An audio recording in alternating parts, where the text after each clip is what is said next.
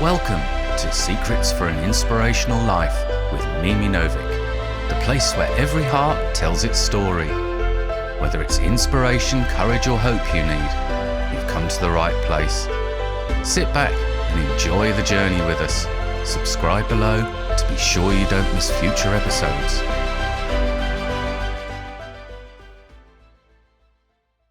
Hello everybody and welcome to another episode of Secrets for an Inspirational Life. How are you all today? I hope that wherever you are in the world, on this huge planet that's hurtling through the hemispheres, that you have this realization. And we're here to remind you that you are in fact a miracle. We are a miracle that we even exist day to day in this ever-changing world. And that is so important because we do forget. And it's something that should be at the forefront of our minds, our hearts, and our souls. We have to, and I say this to myself every day, we have to give the respect to our soul, to our heart, to follow what we were meant to do on this planet. We are here for a reason. Every single one of us is here for a different reason. But all the same, call it what you will. People call it the universe. I call it God. Has put you in this place, wherever you are in the world, at this moment, for a reason. Find your reason, and you will find the peace that you so long for. Now, I am delighted, I have to say, and very honoured to welcome my guest today, who is the rather incredible Hamed Amiri. Hamed is a respected and accomplished public speaker, yet his story started out very differently. Hamed started out as a refugee with a harrowing 18-month journey from Afghanistan to the UK. He and his family embarked on a perilous journey to seek refuge in the UK in an attempt to prolong his brother's life. Hamed has been public speaking for over 10 years, sharing his lessons learned on his journey, which has allowed him to be able to inspire thousands of people over the years, young and old, and whatever walk of life they come from. He is now an author, and he has authored a best-selling book, which has been adapted for the stage for the theatre production of The Boy with Two Hearts at Wales Millennium Centre and the National Theatre in London. Hamed's journey is a success. From not being able to speak a single word of English to being able to write a best-selling BBC4 Book of the Week, to appearing in articles in The Guardian, to the BBC, and the list of achievements goes on. Today, he shares his absolutely incredible story. Welcome, dear Hamed. Thank you for having me, and that is one of the best intros I've ever had. So thank you for that too. Oh, you're very welcome, and thank you. It's an absolute honour to have you here tonight, Hamed. And I simply hope that I can somehow give you the space to share your story, which is incredulous, with the world out there. Thank you. And I think that's what I'd love to do, is be able to share my story. And to your point, people have a realization that we're all on a journey, we all have a purpose, and it's through our journeys we'll find ourselves. Yes, absolutely. And okay, so, and I know the audience and the listeners out there know that I get absolutely overjoyed with my guests, but especially I have to say tonight, because this story for everyone out there is something that really touched me. And I really wanted Hamed to come on and share it because in life we never quite know where the destination takes us. But what's important is that we have this faith and belief in ourselves, firstly and foremostly, in our spirit, that no matter what life throws at us, we can overcome it. And such is your story, Hamed. So let's go back to the beginning. Let's start somewhere about where your life, I suppose, started. Yeah. Should I pick when I was about 10? And then Yes, we of can. course. Yes. So in my head, and I always said this, I was a normal child, middle child, older brother, younger brother. I like to call myself the curious one, but my brothers would disagree. And my parents would also probably agree with my brothers. But in my head, I was a normal child. I had dreams. I wanted to be an astronaut, a footballer. There was a phase I wanted to be a doctor, and there was a phase I wanted to be a rapper. Don't ask me why. And luckily, that didn't happen. But underneath those, I never believed I'd be able to achieve any of those because of where I was living. And for me, home was Afghanistan. And just because the situation and lack of opportunity and fairness and equality, I never believed it. What I didn't expect is how that 10-year-old child perspective of life will change within a matter of days. Where were you living at the time? Herat, Afghanistan. Mm-hmm. So it's northwest of Afghanistan. Beautiful city with lots of cousins, uncles and aunties. Love of football. That's all I wanted to do. And yeah, bit of a troublemaker, or the curious one, as I said, I like to call myself. Mm-hmm, mm-hmm. And are you originally, is your heritage from Afghanistan? Yeah, yeah. Mm-hmm. Through and through generations, have always been there. My grandfather and great grandfather, yeah. Because obviously, if you look back at history with Afghanistan and kind of Persian Empire, there's been Yes. changes and all that. But yeah, always from that region. Okay. Okay.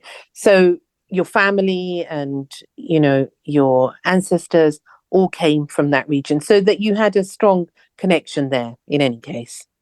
Yeah, 100%. And I still Mm-hmm. do. I still, if someone says to me where you're from, Mm. even though I've been in the UK for many years, I do say Afghanistan because that's where I'm from. Well, that's natural. I mean, I think we have to keep that wherever our ancestry is. It's so important. It doesn't matter where that is. And you have to, because that is your identity, that is your blood, that is who you are. And we should never forget who we are. Agreed, agreed. And it's I think I have this saying that sometimes home isn't where you are, it's who you with. Oh, yes. And I go back and forth depending on the situation, depending where I am. But yeah, it's an interesting one because I get drawn to my home, to my city, even though I said I left home when I was about 10 years old. It's a funny thing because you can be anywhere in the world. And I always say this, it doesn't matter where I am in the world. Somehow I don't belong anywhere, but I feel like I belong everywhere. And it's somehow a contradiction, but that's how it is. It is definitely, I think, where you feel peace and definitely who you're with. Oh, there you go. So my analogy that I've been saying for a while actually makes sense. Now that you've deciphered it for me in a much more profound way than my two lines. But yeah, Mm. so yeah, home Afghanistan, and Mhm. then things changed within days, which was yeah, an So what experience. happened?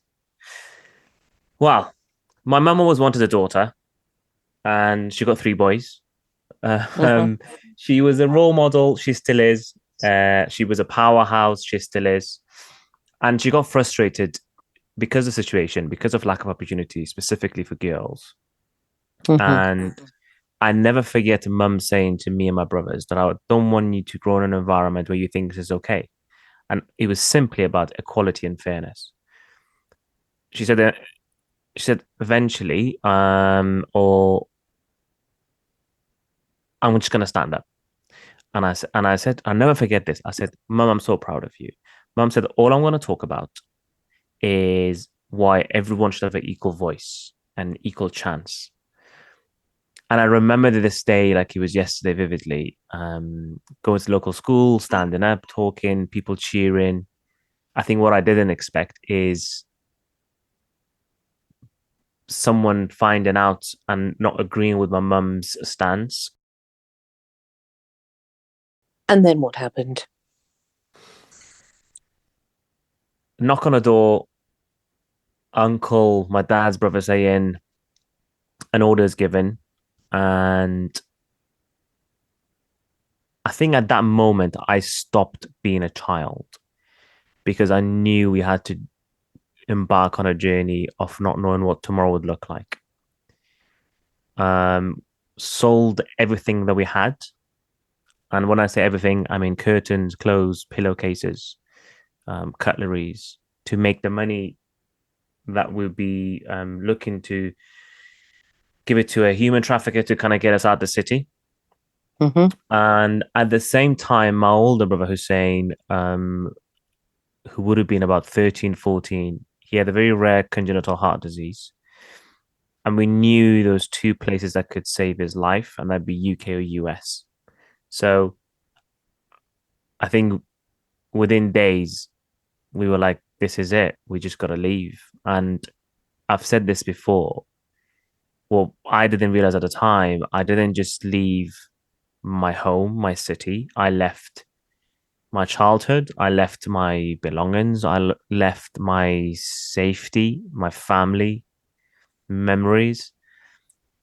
And I didn't know the long lasting impact that will have on me. That kind of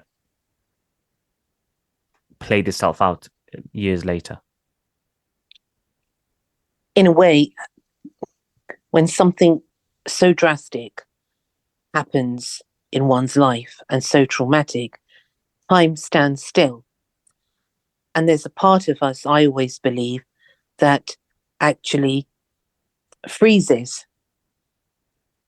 And it takes many years to thaw out, so to speak, that emotion and that feeling, especially of a child of 10. Yeah. I like how you described that because for me, that's what it was. It just froze. And I had to be an adult because I knew what we were gonna do. I had to put my emotions away.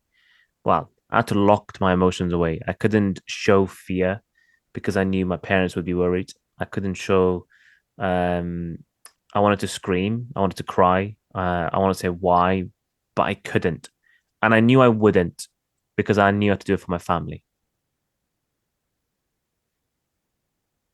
And where did you suddenly find that courage to not show these totally human emotions? Where does that courage come from? That's a very interesting question. I think a combination of stuff. One would have to be my family. One would have to be faith. One would have to be acceptance. Um, but yeah, for 18 months, all of those emotions were locked away. For 18 months, I just had to, as they say, roll with the punches, keep my faith, tell myself no matter how ugly it got, I'll have to get through it because of my brother, because he needed the safety. He needed the doctors, the medical attention. And yeah, that 18 months journey then impacted me in ways that I hadn't thought about because of the experience, because how I got passed from one person to another person like a parcel. Um, yeah, and it's a horrible journey to go through, but we had to go through it. It's just it was our last resort, our only option. And may I ask you if, of course, it's not too difficult for you to answer this, but there's you, your father, your Mm-hmm. mother, Yeah, and the two brothers, yeah. and you embark upon a journey that actually takes 18 months to reach the United Kingdom. Mm-hmm. Let's fast forward that you cross the border and you get out. What was that like? My first ever experience. Yeah. um, so when sadly we hear on the news, they get here back of the lorry. That's physically how we got into UK. Back of the lorry. We knock on the lorry. Driver opens the door. He's confused. He's angry. He just says, "Get out the lorry." And we're somewhere on a side of the motorway in UK. And only indication that I knew we were in UK, we knew was right hand drive. So I looked at the cars. I was like, "Oh, Dad, we've made it," because there were occasions that people would go into lorries and actually would come out a different country and actually go into Turkey. Um, for us, my first ever experience is being in that lorry for a day and a bit, needing to go toilet, and obviously I couldn't. So we formed a circle in the side of the motorway. My mum just said, "I don't want to do anything with this," and she walked away. And you have me, my brothers, and dad weeing on the side of the motorway, Mm. and cars beeping. And I said to my dad, "Wow, they're so friendly." And I was waving back as I am performing something that I shouldn't do on the side of the motorway. That is my first ever experience, but that was me, almost a 12-year-old child by that time, just being a child. So yeah, that was my that was my experience of UK. Friendly drivers beeping, but obviously now I know they'll beeping because you shouldn't be on the side of the motorway. But lessons learned. So yeah, there you Yeah, go. well, yes, indeed, indeed. Where were you for 18 months? Multiple countries. So Tell six. me a little bit about that. So it started from Moscow. So my first ever experience out of my city, out of my country, was Moscow Hmm. for 6 months, and And where did you stay? in a one bedroom apartment, which essentially the traffickers will say, "Look, you pay me a fee, you go on this journey, and I'll pass you to my friend and my friend and friend, and they'll sort you out." Aha. Okay, so That's kind there's of how one it works. initial trafficker. There's one initial trafficker who traffics you for the whole of the 18 months. Well, he's the, I guess, the face of it, but then he has contacts all over the locations. There's a network. There is a network, yeah. Mm. And we stayed in this one bedroom apartment, I guess, in a really rough area for about 6 months. And my lunch, dinner, and breakfast was stale bread at times and cheese, or call it rotten cheese, just because we didn't have the luxury or the money to go have proper food, but also we were there legally, right? So you don't want to Yeah. make any attention. So yeah, it was Moscow for 6 months. Then from Moscow, Ukraine jungle, some of the Eastern Europe's countries. We stayed in a barn, and when I say a barn, it was me, my family, and some other families, and there were animals and sheep and cows next to us, which was a very stinky experience that I never forget. And then it was Austria, Belgium, Holland, France, Germany. Failed attempts.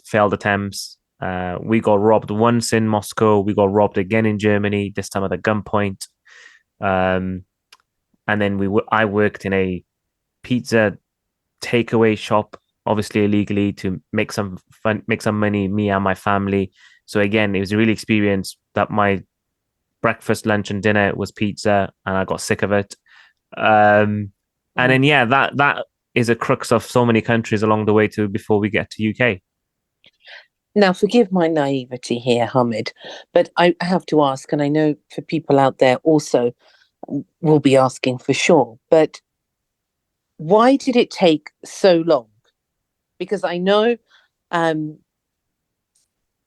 heard stories of where people can smuggle people rather quickly. Yeah. I don't know. Is it something to do with the budget of how much you have? Or is it the circumstance? I mean, for example, why stay in Russia for so long? And why did it take, okay, forget everyone else. Why did it take your family so long to be able to reach to the United Kingdom? Yeah, and it's a combination of stuff.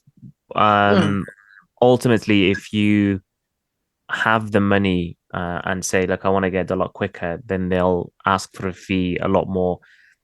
And I'm assuming they get you there a lot quicker. But also for us, there was 5 of us. So when you have children, and obviously, my mum, then the way they have to go about it has to be less risky, and also a bigger group. All of those come into factors. Right. And okay. 6 months in Moscow, we were essentially waiting for a call for the trafficker to say, now, it's time for your next destination. And it could have been 2 months. It could have been a year. And you were at their mercy, so to speak. Yeah, 100%. Okay, understood. Now, how did you cope with your brother that was ill at the time? Did he need medical attention? Did he need any drugs? What was the story there? So he had his medication with him. It was like 1 tablet to take every day to keep his heart rhythm low. And we had plenty of those because we just kind of thought, we don't know how long we're going to be on this journey. Did he had episodes along the way? Yeah. When I say episodes, essentially he would have an arrhythmia attack where his heart rate would go to 150, 160, 180, 190. And he would be there for 10, 15, 20 minutes and he would let go, or he would try to relax and he would go back to a normal rhythm. Sometimes you would pass out because obviously when your heart rate is so high, your body trying to shut down. You would have blackouts. And it's one of those things, an emotion, a heightened emotion could trigger you. So I had to be very mindful of, maybe one of the reasons that I had to kind of hide my emotions is because I was worried about my older brother. Yes. So I don't want him to be worried, even though I am worried, because that could trigger him having an episode. So all of those played a factor. But he was very brave. He wouldn't let on, even if he wasn't feeling well. He wouldn't let on, even if he had an episode. And there was times that I knew he would have an episode and he wouldn't tell mum and dad because he didn't want them to worry about it. How old was he? When we left Afghanistan, he would have been about 13, 14. Okay. And your other brother, how old was he? So Hessam, he's 3 years younger than me, so he would have been about 7, 6.5. So not only have you got this sword over your head, so to speak, of actually being on the run, but you also have to contend with your brother that's drastically ill. So how did you do it? How did you personally do it? Day in, day out. I'm talking before you came to the UK. all of these, I don't even want to say adventures, but these tests and Yeah. trials. What kept you going?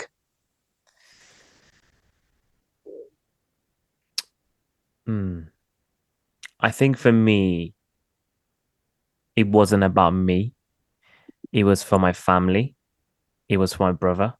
So I have, and you know what? Sometimes you have a conversation that makes you think that you've not thought about before, and this is one of those moments. So I'm just going to throw out there. Okay. I think it was bigger than me, right? Mm-hmm. So I couldn't be in my head at that moment. I couldn't be. I can't be selfish and say I'm scared and confused and why we're doing this because there's a bigger purpose for me.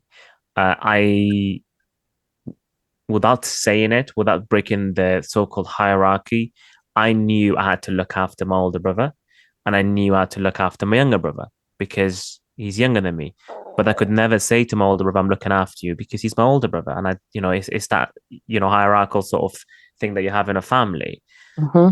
But if I look back, it was bigger than me, and I knew I had to push through. And it's something that you said is quite interesting. I think all three of us made it into an adventure, and as long as I had my family around, that's all it mattered. As long as I had my brothers around, that's all it mattered. And that journey made us a very strong, tight unit because of what we had to go through. It is a very poignant and interesting thing that when we sometimes think of ourselves, we absolutely feel we can't do something. But when we're put in the situation where it's a life or death, literally, and life and death every single day moment, um, something far greater takes over. And I think that is the magic of love, because your love for your family and your brothers, especially, is what kept you going. That's what is coming through this all for me, through all the disasters and all of the horrific things. There is something quite beautiful about your heart that you were able to withstand all of this because of your loyalty and love for them. Yeah, yeah, I would 100% agree. Um, I would I would die for my family, right? Hmm. I'd go to hell and back for them. Um, and for me, that's what family means, right? Um, and yeah, I think at that moment, that fight or flight moment, I just knew how to do it for them. And yeah, that's what got me through. And I think it shapes how you look at life as you grow up, then because you've been put in that situation. Absolutely. And in these moments, let's take a moment because you mentioned the fact that you worked in a pizza place, was it? Yeah, yeah, Mhm. And sometimes when we find things very difficult to live through, we think of greater things that we want to do. And it's a dream. It's something that we hold in the distance, a aspiration, a hope. In those times, Hamed, where you were working in the pizza place and you were going through all these countries and experiencing all these things, what was the one thing that you can share that kept you going mentally? Hmm. Um, might be more than one, so bear with me. Okay. I think knowing or visualizing that we will get to the safe location and we will have a good day, right? Knowing that my brother will get the medical help that he needed, knowing that we will have another chance of playing football once again, knowing that I could be a child again. I think it's knowing you're gonna get through it, and it's really, really tough because once you're in midst of it, you don't see it. But for me, it wasn't a day, it wasn't a week, it was 18 months, but I still had that hope that there has to be a good day, a peaceful day, a day that, as I said, we'd be together and laughing, and mum and dad enjoying a cup of tea while we're having a game of football. That's, I think, is a combination of stuff that got me through, and also faith, right? Because, like what you said in the intro, I believe in God, my family believes in God, and I had to say, look, maybe I'm going through this trials and tribulations for a reason. Maybe it's gonna give me perspective, or maybe there has to be a reason behind it. And you know what? Whoever is up there, I know you're gonna look out for me. I know you're gonna look after my family and my brother, and I have faith in you. And I'm just gonna keep walking forward one step at a time. I think it's the light that is the flashlight for people.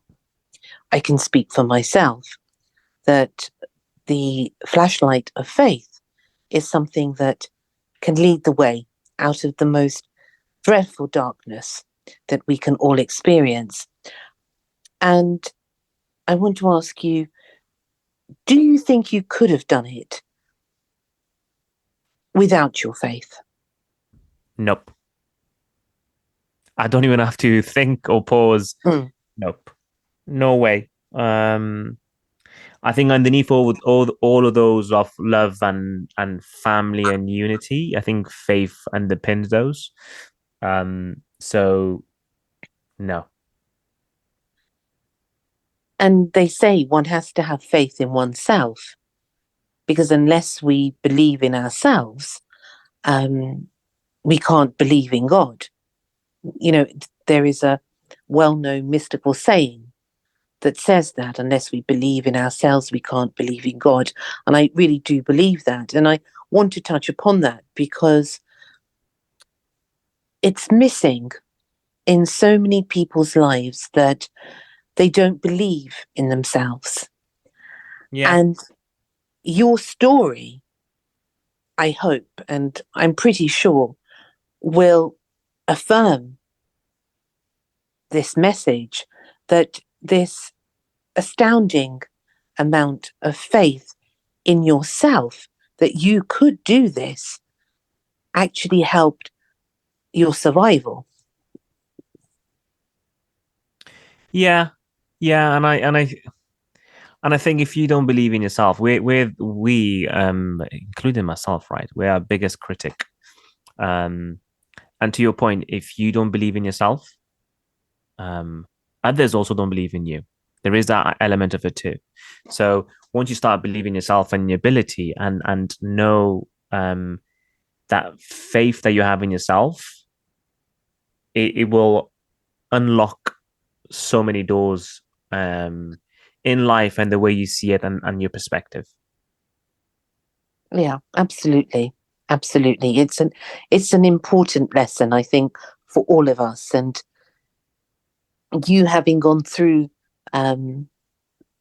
such a big test and a big trial is really a credit to your soul that you were able to survive in such circumstances. Really, when I was reading about your story, I just thought to myself, really, this is something that shows and must be told, this story, because it will help others in fighting their own battles.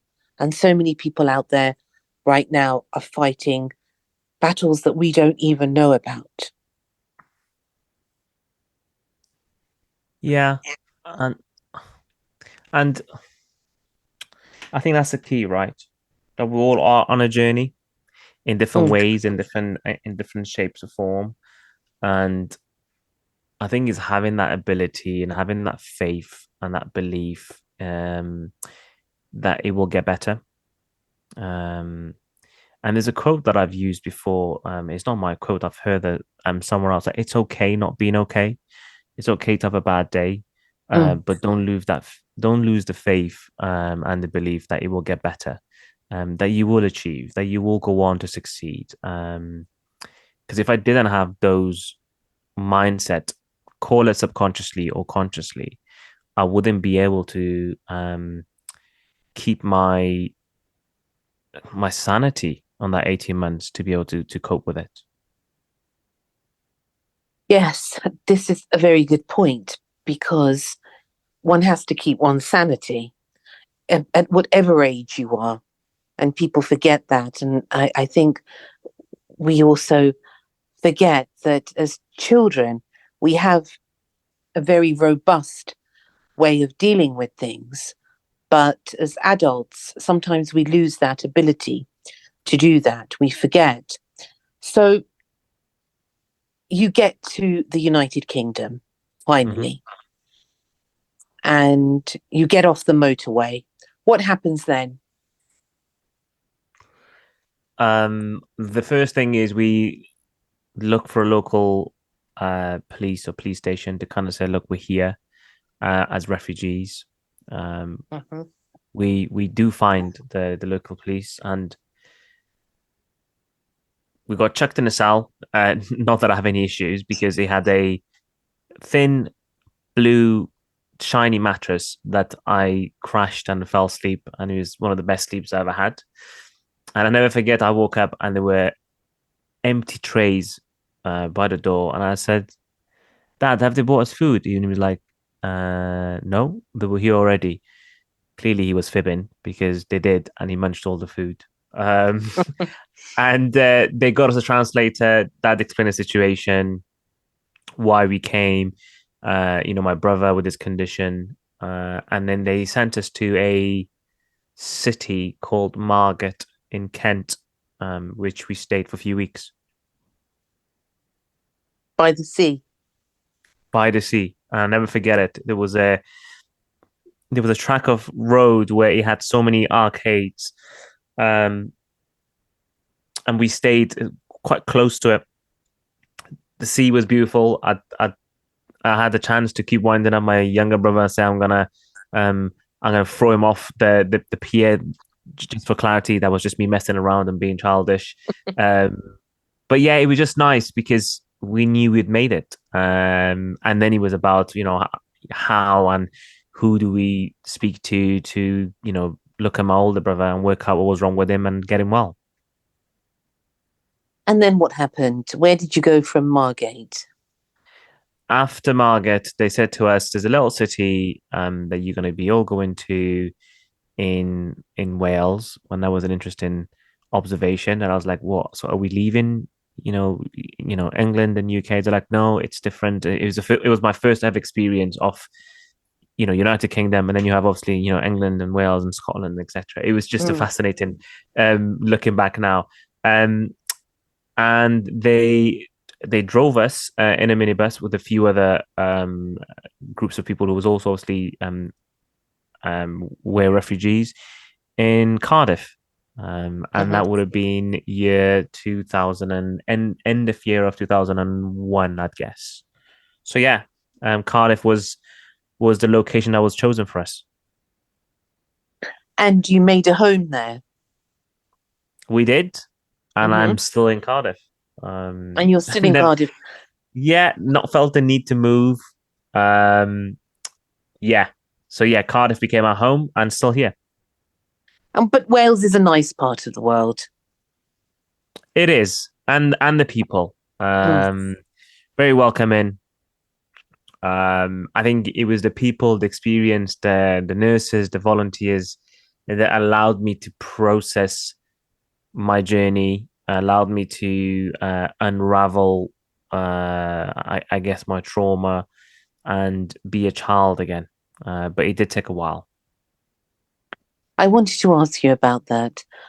When you came to England and then you went to Wales, and then sort of life, the pause button came off, and it became, in a way, life started again.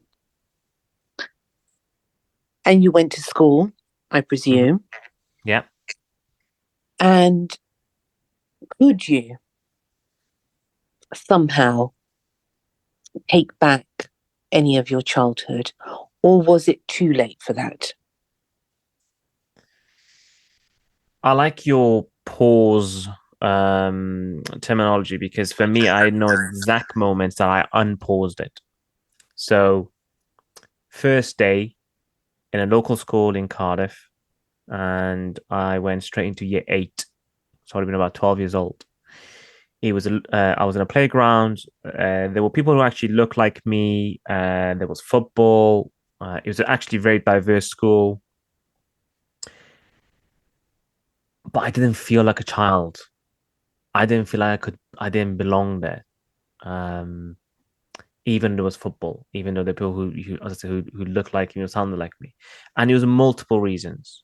I think one of them was language, but two was, to how you described it is, for me, I paused the moment that we knew how to leave, and then I unpaused it 18 months later. And in a really weird analogy, sometimes when you're watching a movie and when you nod off and you're nodding off and it's only like a minute or two and you can resume and work out what's happened in the past few scenes. Well, this is almost like you nod off and then you wake up 2 hours later and it's tail end of the movie and you just can't work out what's happened. That's kind of what it was for me. So when I tried to be a child, it just wouldn't allow me. I wouldn't even trust the teachers. When the teacher was trying to tell me, "How are you? How can I help you?" my brain would say people from my own place wanted to kill my mum. People along the way took advantage. They robbed us. They passed us like a parcel one place to another. I don't know you, so why would I trust you? And that went on for 3, 4 years where I just had my guard up. I was really defensive. I got into a lot of trouble. All because I didn't know how to be a child again. So it's a very long answer to your short question. But for me, yeah, I just didn't know how. In a way, it's like you went to sleep and woke up again, and suddenly you were 12. And exactly. Yeah. I can imagine that is something so difficult.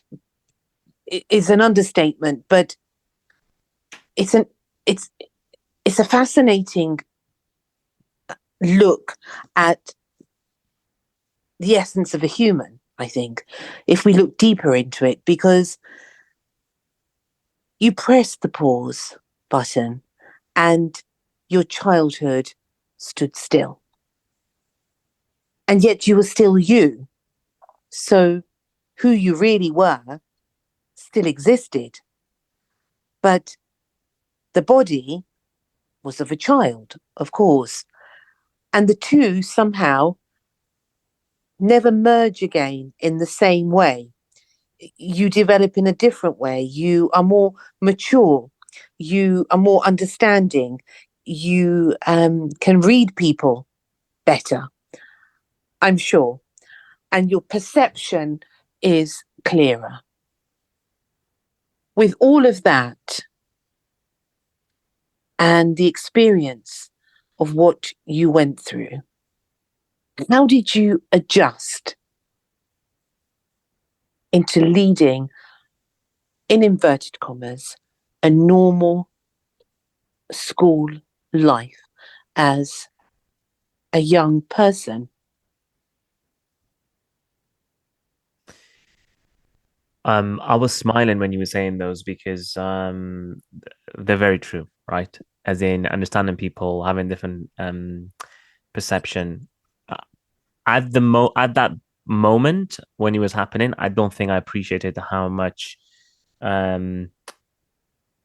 I saw the journey as a curse, but I realized actually the journey in a really, really weird way was a blessing because it taught me so much about resilience. It taught me so much about how much you can be pushed and how much your body can cope and process.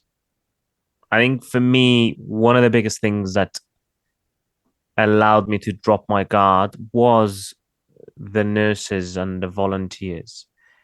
The pinpoint, and I never forget this, is my older brother and me were in Southampton. He's seen a consultant, and he's telling my older brother, "You be the 21st person ever, the youngest person ever, um, to have this operation. This operation has a 60% success rate. Two places in the world, Southampton and Chicago. No other place could do that. And it's like four operations in one." My brother smiled and he said, "Yeah, that's fine. Where do I sign? Let's get on with it." And I remember telling him, "You do know what he just said?" He said, "Yeah, yeah, yeah. But I want to get well. I will get well. I want to give back because these guys are going to save my life." He had a 14 and a half hour operation. And through that, and I guess me negotiating with God, of keeping him alive, and I'll be a better person, I'll lie less and be a bit of a troublemaker. But also the realization that I've been complaining about the weather, the people, the culture, the language, where all the brother had all the same challenges, but very rare congenital heart disease. So for me, something flipped at that moment that I said, "Come on, if he can do it, and he's been dealing with all of that." I've actually been very selfish that I've been saying to myself I can't and come up with every other reason. And that was a moment that a light switched in my head and my perspective changed, allowed me to look back and say, "Do you know what? I'm glad I went through that journey and that trials and tribulations because the way you described it, which was spot on, I do understand people so much more. I do have different perception and reading situation. And that has played a huge factor today. And we'll keep going because that's part of me now. A pivot point. I think we all have a pivot point, and yours was, what can I say, life changing. But as you were talking about your brother, something kept coming to my mind, and that was that it was really a way that your brother somehow, on so many different levels, saved all of your lives.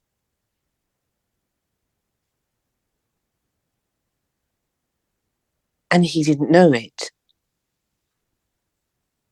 But it was really, I think, because of him and the condition that he had, that quite possibly, I'm a great believer in destiny, and I do believe that we are put together with people, family, friends, strangers for a reason.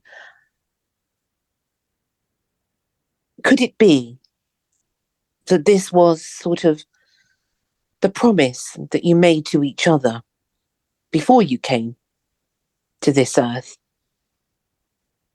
That in fact, your dreams of being an astronaut, you had big dreams. And to be able to fulfill big dreams, you have to have big tests.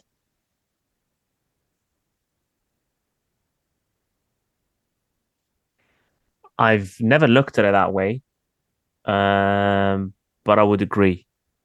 And I 100% agree with the way you described my older brother because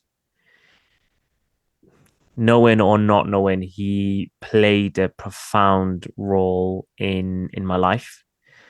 and the way he handled himself, the way he looked at life. I think he taught me so much that we don't know what's around the corner. He taught me so much that live your life to the fullest while helping others. He taught me so much about perspective. And yeah, he still does. He still does in different ways. So what a remarkable man he is as well, in the sense that he made a sacrifice of sorts that you now can do what you're doing, and your family, because they've all got their own vocations in life. But today we're talking about you, Hamed, and look at how he has touched you in such a way, so deeply, that you are now leading this life of where you change the lives of other people. So it's a huge endeavor that you've embarked upon.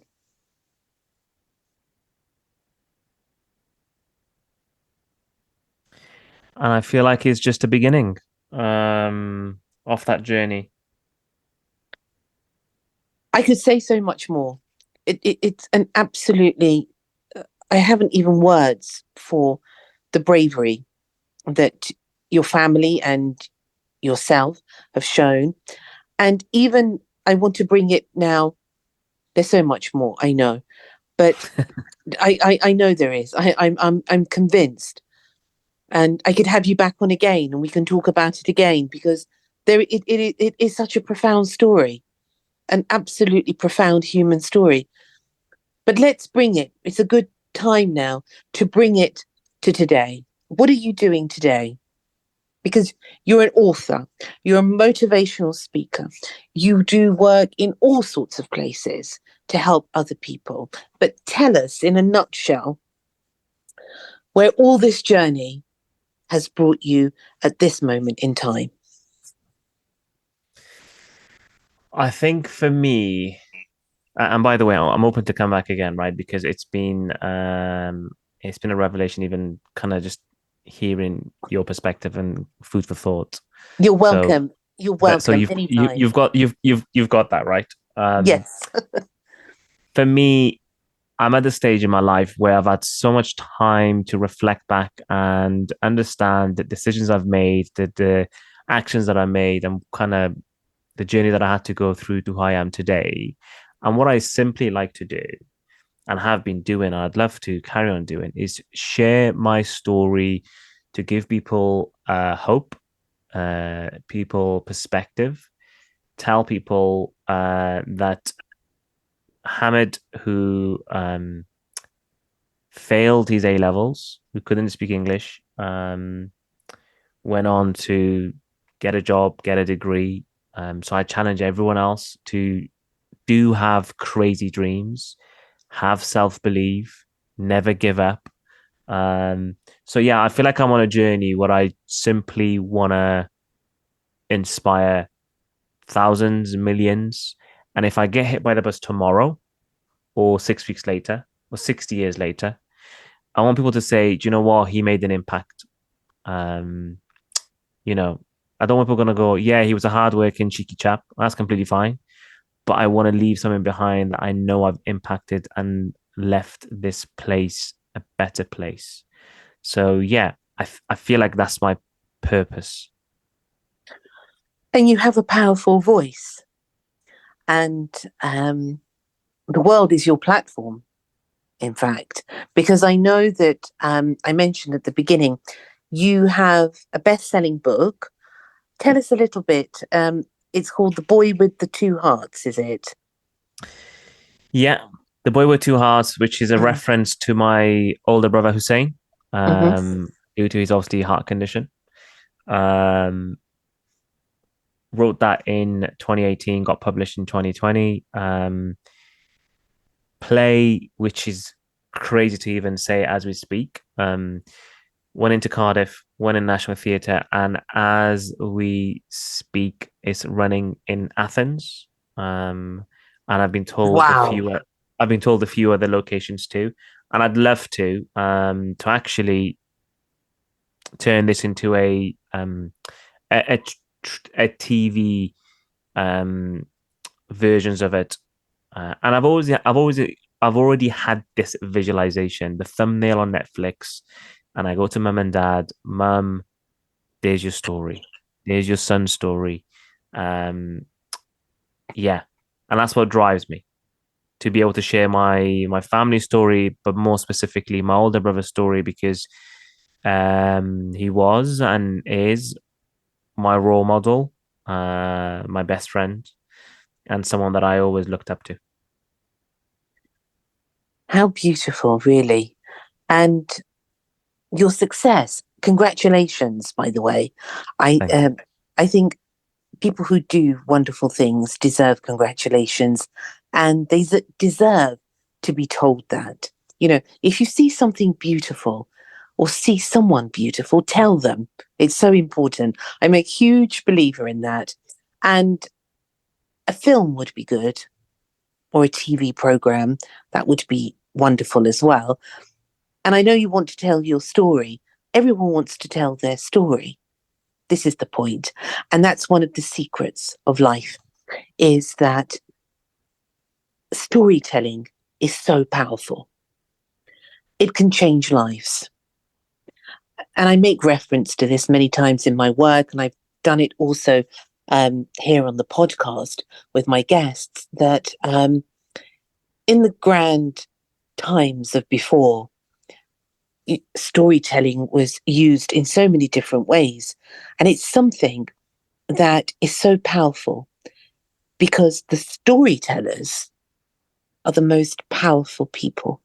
They can change minds, they can change hearts. And I think this is what you can do, is it's more than just telling your story.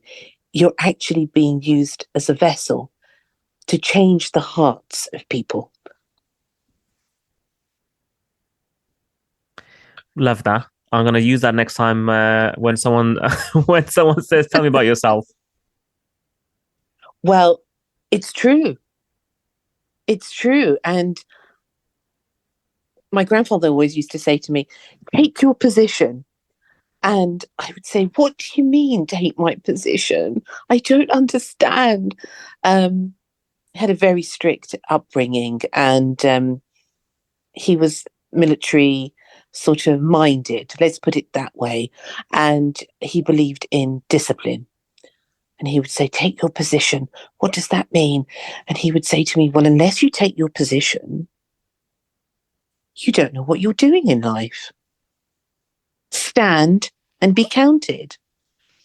And that's what I would say to you, Hamed, is take your position, because you have the power to change lives.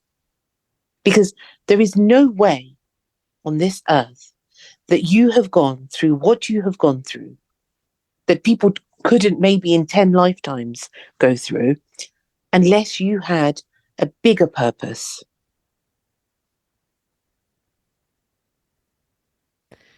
I love that, and I agree. And I'm gonna take you up on it and trying to amplify my voice. And I guess this is one way, right, to be sharing this with your amazing platform and your audience. So yeah, I'm gonna take your word for it. I'm gonna amplify it as much as I can, and hopefully, when people get to read the book, they get a Where can chance they buy the to. book? Amazon is probably the easiest one. Mm-hmm. If you just put The Word with Two Hearts in Amazon, it should just come up. Waterstone, all major online booksellers would Mm-hmm. have a copy. It should have a copy. So yeah, there you go. Okay, and what about people who want to find out more about your work? Because you do motivational speaking as well. I do, yeah. The easiest way is Mm-hmm. through my Instagram or my Twitter or X, wherever we call it these days. Mm-hmm. easiest way, and it sounds really weird, if you Google Hamed Amiri, it should link up to all the social accounts that I have.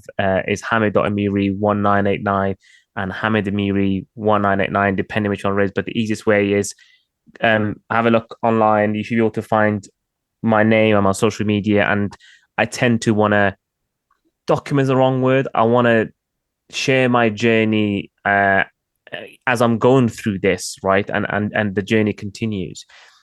Just to give an insight to people and hopefully inspire people that, to your point, everyone has a voice, everyone's on a journey. It's pausing, reflecting, knowing what your purpose is, and process it and be okay with it, and turn that into something that drives you. So yeah. And yeah, it's been an absolute pleasure. I should also say a big thank you to you as well as a host.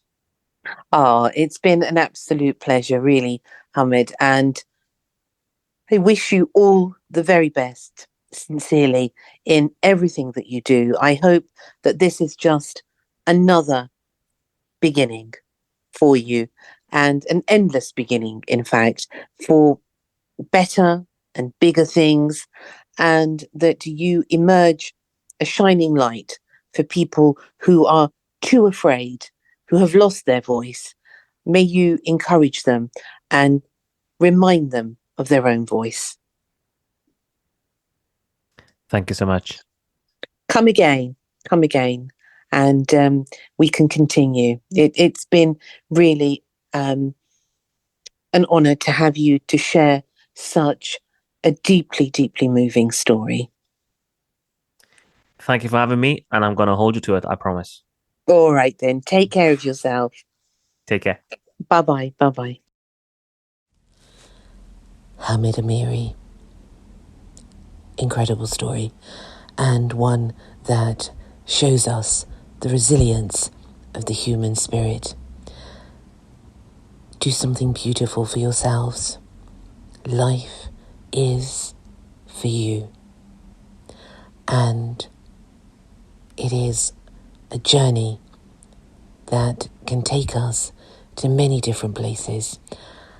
But ultimately, let us be brave. Thank you for joining me, as always. And until next time, look after yourselves, do beautiful things, and lots of love. Thank you for listening to Secrets for an Inspirational Life, brought to you by your host, Mimi Novic. Please remember to subscribe to the podcast, and see you in the next episode. For more information about Mimi Novic and her books, music, and inspirational work, take a look at her website, www.miminovic.co.uk.